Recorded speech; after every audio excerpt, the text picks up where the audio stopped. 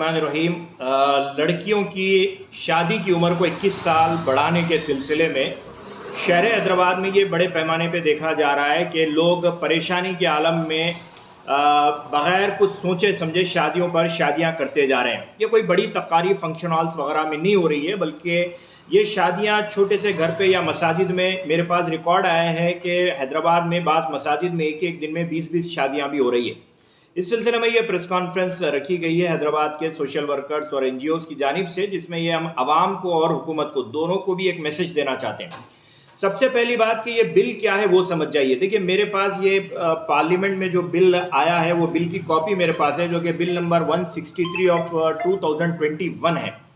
इसे prohibition of child marriage amendment bill 2021 कहा गया। ये बिल का ताल्लुक सिर्फ मुसलमानों से नहीं है, और कुछ मीडिया के हलकों में इसे मुसलमानों को प्रोजेक्ट किया जा रहा है। ये बताया जा रहा है कि मुसलमान 15 साल की उम्र में शादी करते हैं, उन्हें उनके ऊपर यह कानून जो है लागू नहीं होगा। ये सब झूठे प्रोपेगेंडे हैं।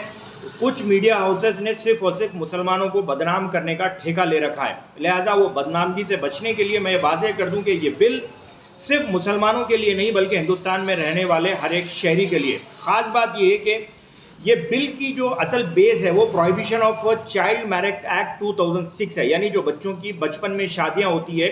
एक्चुअल बेस ये बिल का वही है कि पहले लड़की की उम्र 18 साल और लड़के की उम्र 21 साल ये बताई जाती थी। अब इसे बढ़ाकर जेंडर इक्वालिटी के अंदर ये बोला जा रहा है कि लड़की की उम्र को 21 साल किया जाएगा, जिसमें मेन पार्टीज जो बिल के अंदर मेंशन है वो बता रहा हूँ। Indian Christian marriage act 1872, Parsi marriage and divorce act 1936, Muslim personal law शरीयत application act 1937, special marriage act 1934, Hindu marriage act 1955, foreign marriage act 1999।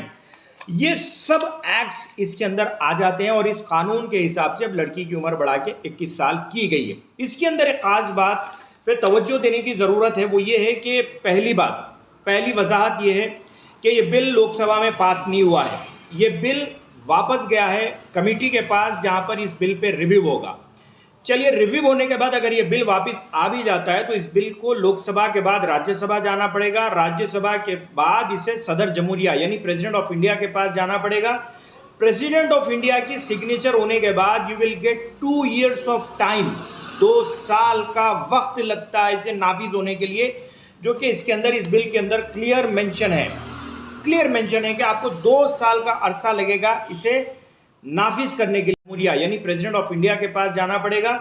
President of India की सिग्नेचर होने के बाद you will get 2 years of time, 2 साल का वक्त लगता है इसे नाफिज होने के लिए, जो कि इसके अंदर इस बिल के अंदर क्लियर मेंशन है कि आपको 2 साल का अरसा लगेगा इसे नाफिज करने के लिए। तो ये तमाम तर वजाहतें रहने के बावजूद, बिल के अंदर ये चीज़ रहने के बावजूद, ऐसा पैनिक सिचुएशन क्रिएट करना कि बच्चों की शादियों पे शादियां करना, ये गलत है। पहली बात।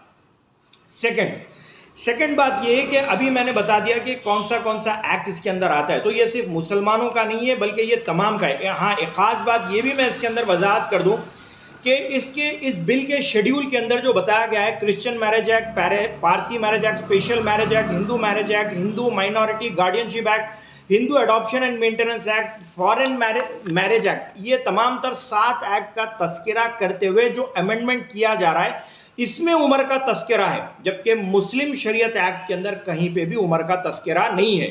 बच्ची की बालिग होने के बाद शादी की जाती है, लेकिन हिंदुस्तान का मुसलमान हिंदुस्तान के कानून की इज्जत और एहतराम करते हुए इस मैरिज एक्ट को जो भी यहाँ पे नाफिज है, जो 18 साल है, उसका लिहाज करते हुए मुसलमान 18 साल की उम्र में शादी करते आ रहा है।